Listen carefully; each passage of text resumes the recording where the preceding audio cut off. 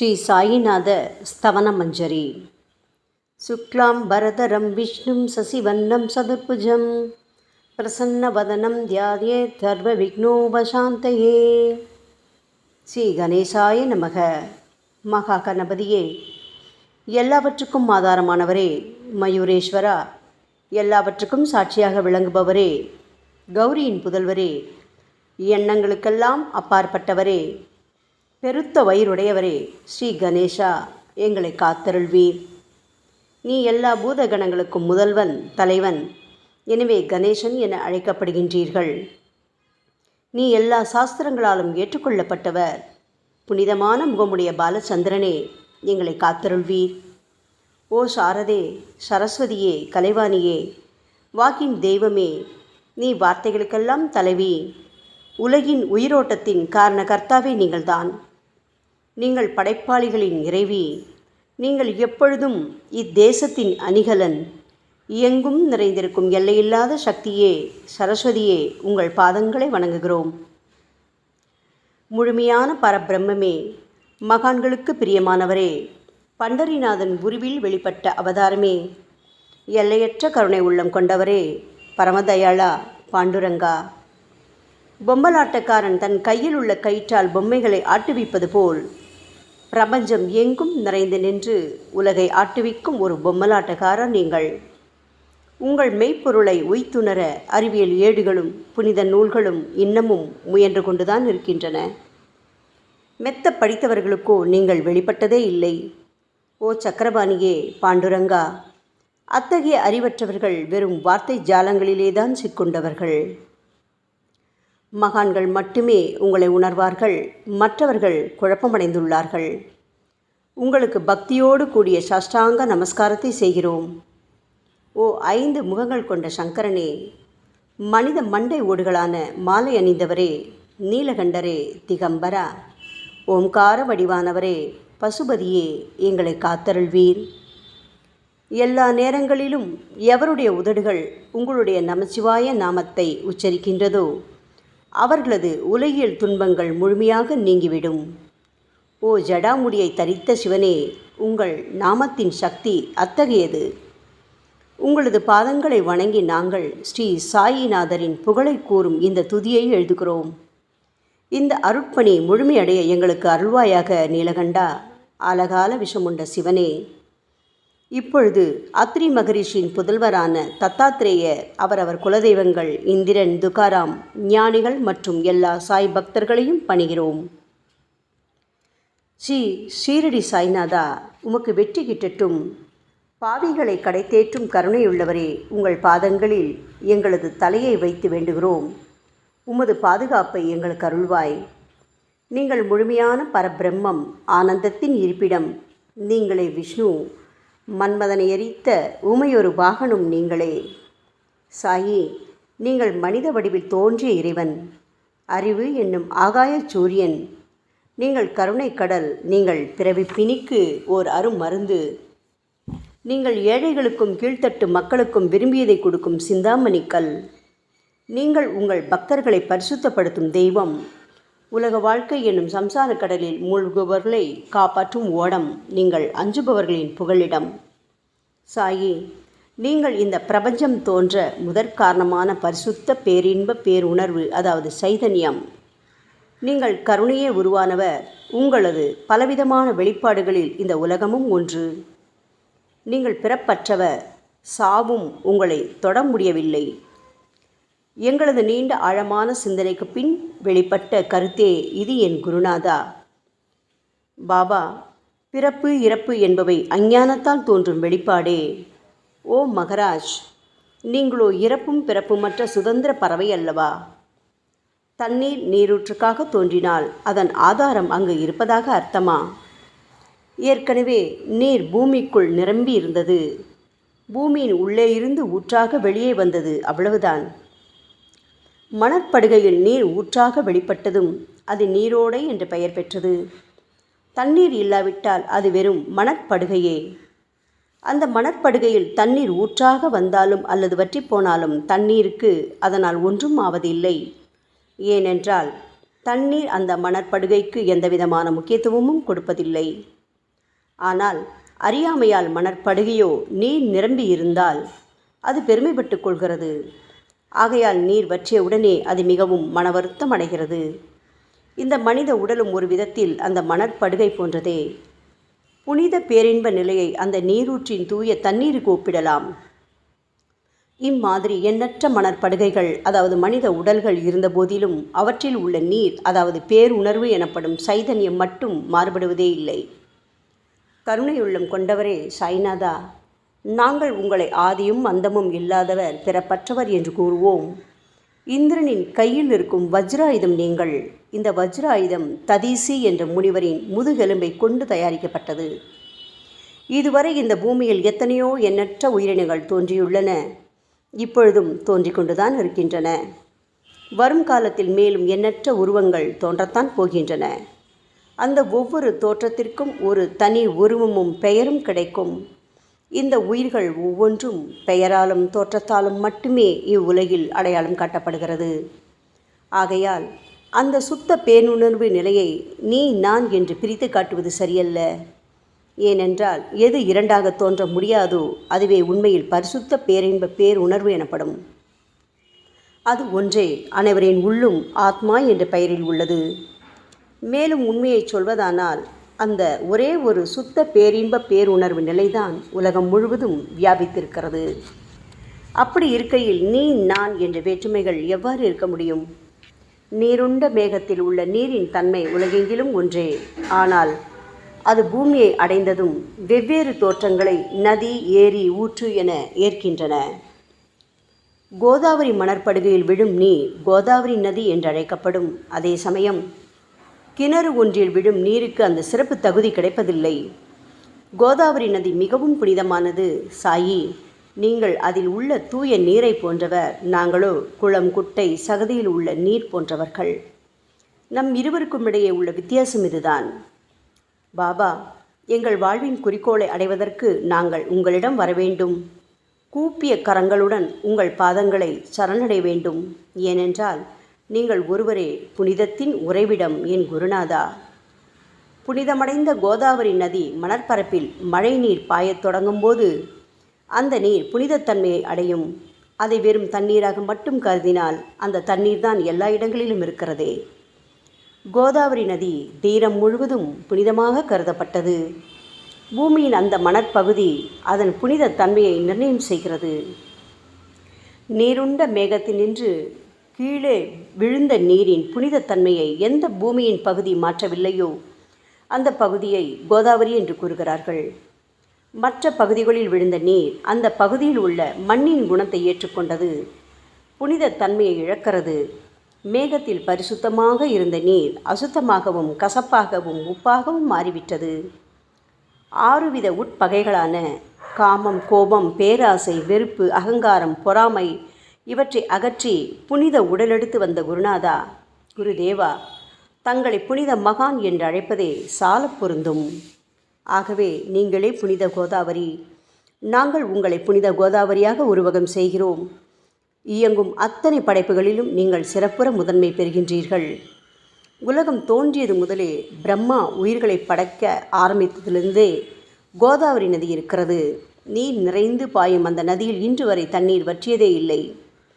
ராமர் கோதாவரி நதியின் கரைக்கு வந்தபோது ஓடிக்கொண்டிருந்த தண்ணீர் இன்று வரை அதே இடத்தில் எப்படி இருக்க முடியும்?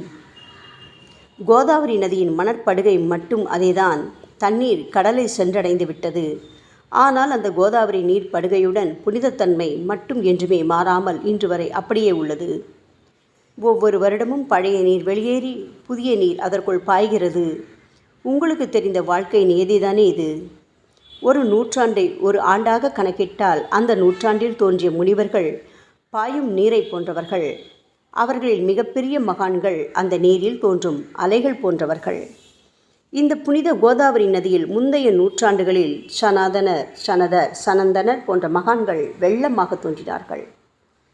பிறகு நாரதர், தும்புரு, துருவன், பிரகலாதன், மகாபலி சக்கரவர்த்தி, சபரி, அங்கதன், வாயுகுமாரனான அனுமான், விதுரர், கோபர்களும் கோபியர்களும் வெள்ளமாக தோன்றினர். இவ்வாறு இன்று வரை கடந்த நூற்றாண்டுகள் ஒவ்வொன்றிலும் ஒன்றன் பின் ஒன்றாக மகான்களாகிய வெள்ளம் தோன்றியது. அவற்றை எல்லாம் எங்களால் ஞாபகப்படுத்தி கூற முடியவில்லை. ஓ சாயிநாதா, இந்த 19ஆம் நூற்றாண்டில் புனித கோதாவரி நதியில் சந்தேகத்திற்கு இடமில்லாமல் நீங்கள் வெள்ளமாக பாய்ந்தீர்கள். எனவே உமது தெய்வீகமான பாதங்களை தொட்டு வணங்குகிறோம். சாய் மகராஜா, நாங்கள் செய்யும் தவறுகளை தயவு செய்து உங்கள் கவனத்தில் வைத்து கொள்ள வேண்டாம் என மன்றாடி கேட்டுக்கொள்கிறோம். சாயி, நாங்கள் எளியவர்கள், ஏதும் அறியாதவர்கள், தீய குணங்கள் கொண்ட மிகப்பெரிய பாவிகள். எங்களை புறந்தள்ளி விடாதீர்கள், கைவிட்டு விடாதீர்கள். மட்டமான உலோகத்தையும் தங்கமாக மாற்றும் சக்தி கொண்ட ரசவாத கல் இரும்பினுடைய இயற்கையான தன்மைகளை பொருட்படுத்துவதில்லை. அதேபோல் கோதாவரி நதியும் தன்னுள் கலக்கும் சிறு சிறு ஓடைகளை திருப்பி அனுப்புவதில்லை. பாபா, அநேக தீய குணங்களை எங்களுக்குள் கொண்டவர்கள் நாங்கள். உங்களது கருணை மிகுந்த பார்வையால் தயவு செய்து அவற்றை சடுதியில் அழித்து விடுங்கள். இது மட்டுமே தான் உங்கள் அடிமைகளான எங்களது வேண்டுகோள். ரசவாத கல்லின் தொடர்பு ஏற்பட்டும் இரும்பின் இயற்கை தன்மைகள் அழிக்கப்படாவிட்டால் சாயிநாதா, அது ரசவாத கல்லின் பெருமைக்கு இழுக்கல்லவா? பாபா, எங்களை பாவியாகவே இருக்கும்படி விட்டுவிடாதீர்கள். தங்களை குறைவாக மதிப்பிட்டு கொள்ளாதீர்கள். நீங்கள் ரசவாத கல், நாங்கள் இரும்பு. எங்களுக்கு ஏற்படும் இழிவுகள் தங்களுக்கு ஏற்படும் இழிவுகள் அல்லவா? சாயிநாதா, குழந்தைகள் தவறுகள் செய்து கொண்டேதான் இருக்கிறது. ஆனால் அதற்காக தாயார் என்றுமே கோபமடைவதில்லை. இதை தயவு செய்து தாங்கள் நினைவில் வைத்து கொண்டு எங்களுக்கு உங்கள் அருளாசிகளை தாருங்கள். ஓ சத்குரு சாய்நாதா, நீங்கள் எனது கற்பக விருட்சம், சம்சார கடலை கடக்க உதவும் கப்பல். சந்தேகத்திற்கு இடமின்றி நீங்கள் ஒருவர் மட்டுமே எங்களை கடைதேற்ற முடியும். சாயி, நீங்களே எங்களுக்கு காமதேனுவாகிய பசு. நீங்கள் சிந்தாமணி கல், ஞானவானில் சூரியனும் நீங்களே. நீங்கள் நற்பண்புகளின் சுரங்கம், ஸ்வர்க்கத்திற்கு ஏறிச் செல்லவதும் ஏனியும் நீங்களே அல்லவா எங்களது குருநாதா?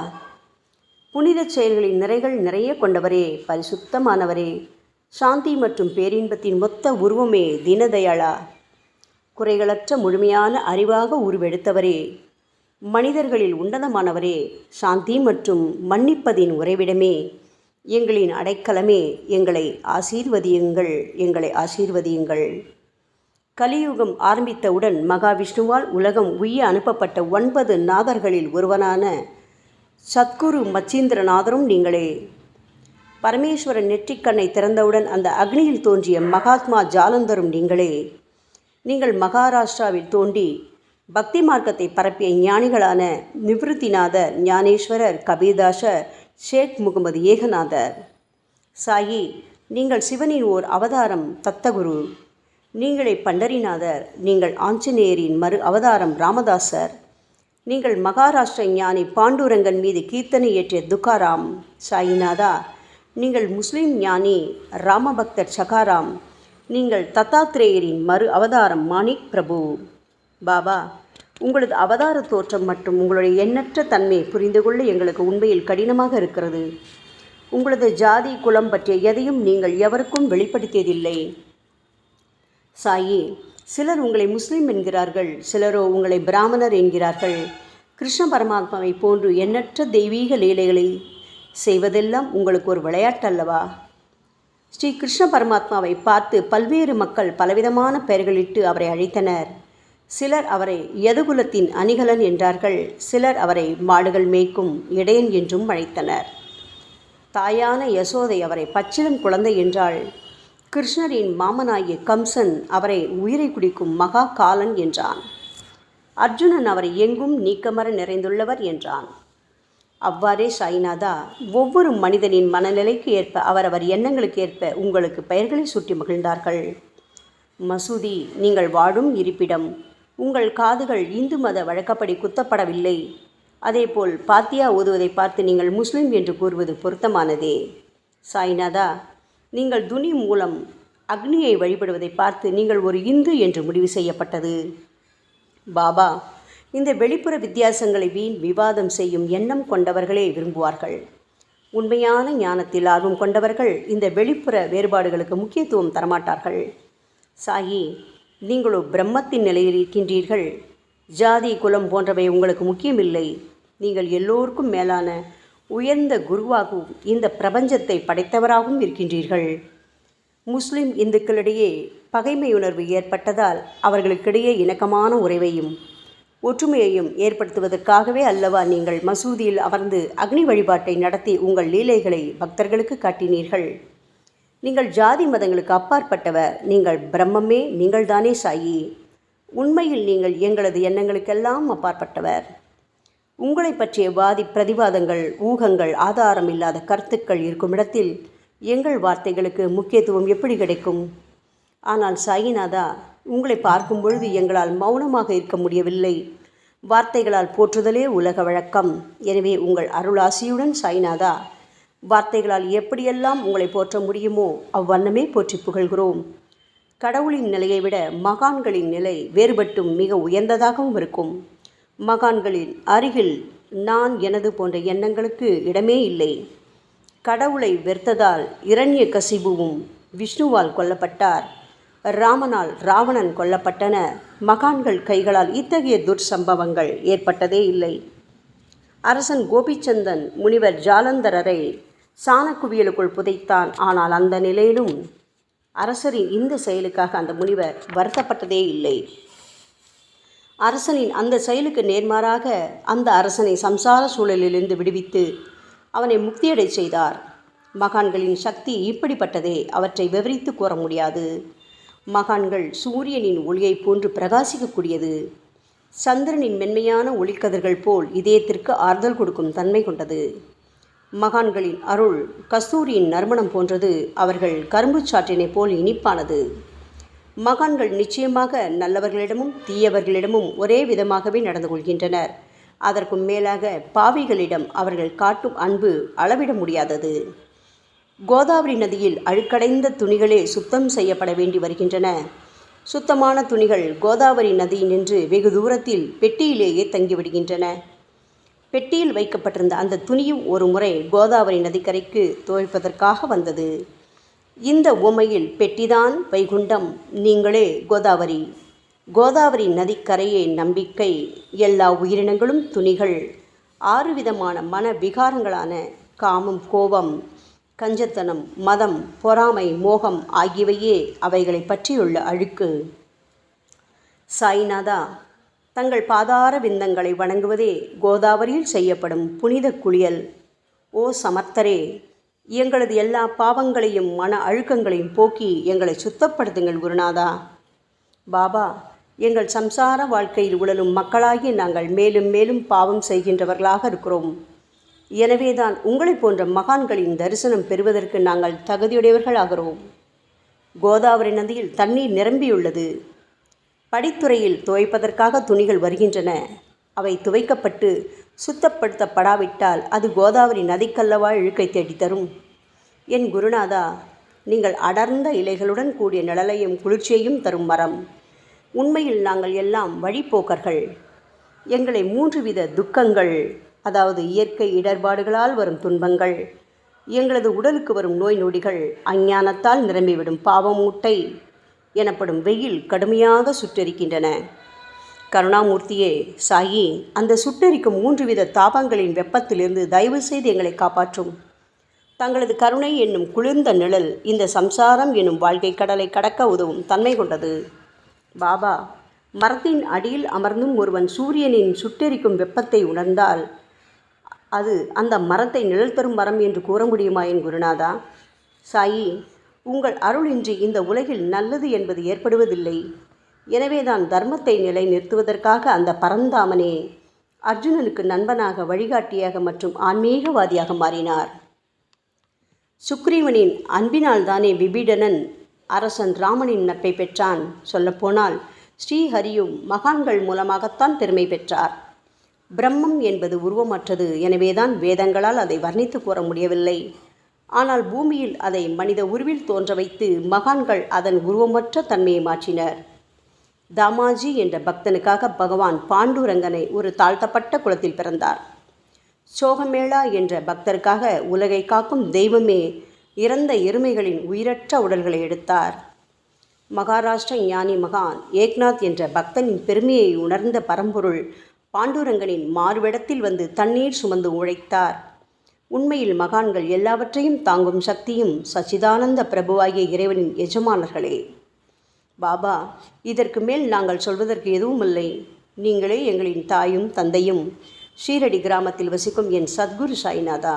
சாயி, உங்கள் லீலைகளை எவர் ஒருவராலும் உண்மையிலேயே முழுமையாக புரிந்து கொள்ள முடியாது என்கின்ற பொழுது சாதாரண மனிதனாகிய நான் எவ்வாறு அவற்றை விளக்க முடியும் கூறுங்கள். எல்லா உயிரினங்களையும் காப்பாற்ற நீங்கள் ஷீரடிக்கு வந்திருக்கின்றீர்கள். மண் அகல் விளக்குகளில் வெறும் தண்ணீரை ஊற்றி அவற்றை எரிய வைத்தீர்கள். மிக குறுகிய மரப்பலகையை தொங்கும் ஊஞ்சல் படுக்கையாக்கி உங்கள் யோக சக்தியை உங்கள் பக்தர்களான எங்களுக்கு காட்டினீர்கள். அநேக பெண்களின் மலட்டுத்தன்மையை முழுவதுமாக நீக்கி குழந்தை பாக்கியத்தை பெறச் செய்தீர்கள். உதியின் மூலம் தீர்க்க முடியாத வியாதிகளையும் குணப்படுத்தி பரிபூர்ண சுகம் கொடுத்தீர்கள். என் சாயியே, இவ்வுலக சம்பந்தமான துன்பங்களை நீக்குவது உங்களுக்கு ஒரு பொருட்டே அல்ல. யானை ஒன்று எறும்பை சுமையாக கருதுமா? குருராயா, இப்பொழுது உங்களது பாதங்களை சரணடைந்து விட்டோம். எங்களை திருப்பி அனுப்பி புறந்தள்ளி விடாதீர்கள். எங்களின் மகாராஜ், நீங்கள் அரசர்களுக்கெல்லாம் அரசன். நீங்கள் குபேரனை விட செல்வம் அடைந்தவர். நிச்சயமாக தன்னிகரற்ற வைத்தியர். உங்களை விட மேலானவர் இந்த உலகில் நிச்சயமாக எவரும் இல்லை சாயி. மற்ற கடவுள்களை வணங்குவதற்கு தனித்தனியாக பூஜை பொருட்களும் வழிபாட்டு முறைகளும் உள்ளன. ஆனால் உங்களை வணங்குவதற்கு தகுதியான பொருட்களே இந்த உலகில் இல்லை என் குருநாதா. சூரியனின் ராஜ்யத்தில் தீபாவளி பண்டிகையை கொண்டாடுவதென்றால் எவ்விதமான பொருட்களை கொண்டு அதை கொண்டாடுவோம்? சமுத்திரத்தின் தாகத்தை தணிப்பதற்கு பூமியில் போதுமான தண்ணீர் கிடைக்காது. நெருப்பை சூடாக்குவதற்கு எங்கிருந்து அக்னியை கொண்டு வருவது? ஓ ஸ்ரீ சமர்த்த குருடாயா, பூஜை செய்ய உதவும் பொருட்கள் யாவற்றிலும் இருப்பது உன் ஆத்மாவே. ஆரம்பம் முதலே அவை உன் ஒரு பகுதியே அல்லவா? மேலே கூறப்பட்டவையெல்லாம் தத்வார்த்த ரீதியில் கூறப்பட்டவையே. அனுபவங்களின்றி கூறப்படும் வார்த்தை ஜாலங்கள் வீணே.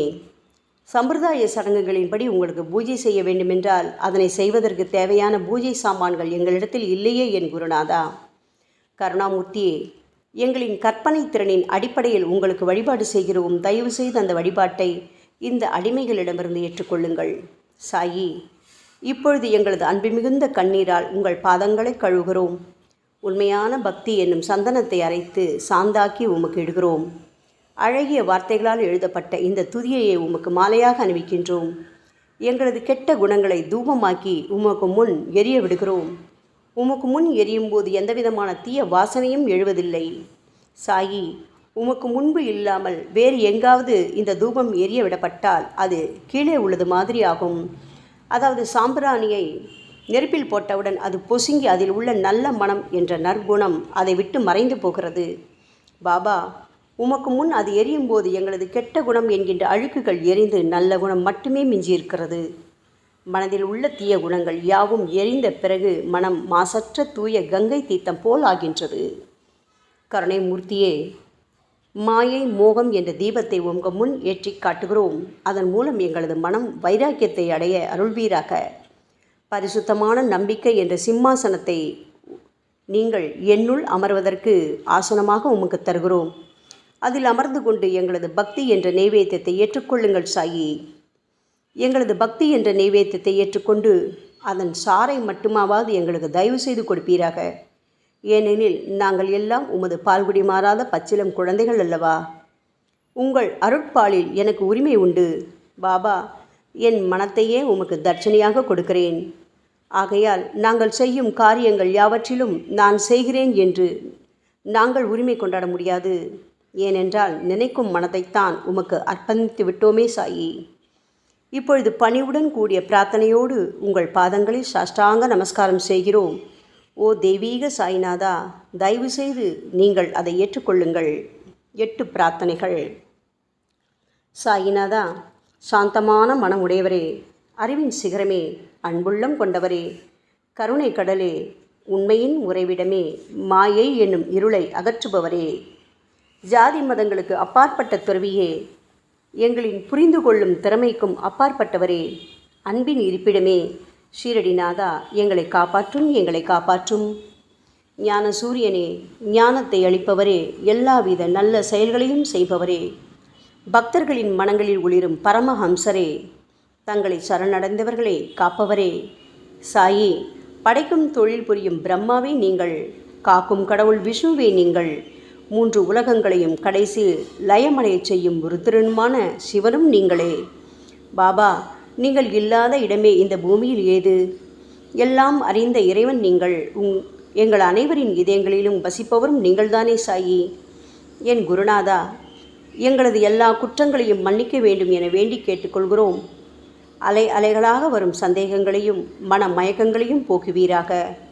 சாயிநாதா, நீங்கள் பசு, நான் புதிதாக பிறந்த இளங்கன்று, நீங்கள் சந்திரன், நாங்கள் சந்திரகாந்தக்கள். தங்கள் பாதங்கள் புண்ணியத்தை கொடுக்கும் கங்கை நதி.